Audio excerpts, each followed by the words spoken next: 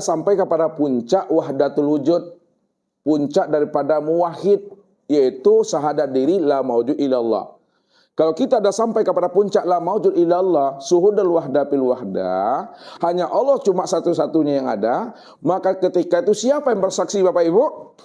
Yang bersaksi itu hanya Allah. Asyhadu, aku bersaksi atas diriku, ya, bahwa tidak ada yang wujud melainkan Allah, diriku.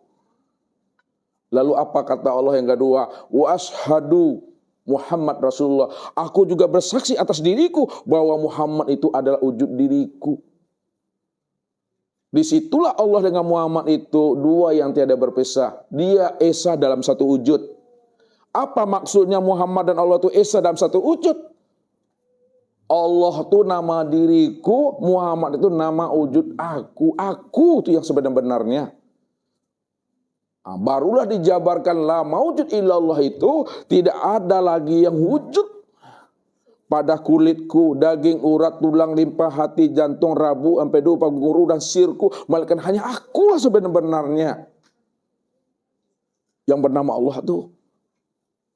Dan Muhammad itulah nama daripada wujud aku. Sempurnalah mana Allah dan Muhammad wujud rupaku yang disebut namanya insan. Barulah dikatakan Bapak Ibu, diri yang telah berkulima. Barulah Bapak Ibu sudah menyaksikan yang sebenar-benarnya. Jadi menyaksikan Allah itu dalam satu wujud, satu rahasia pada diri.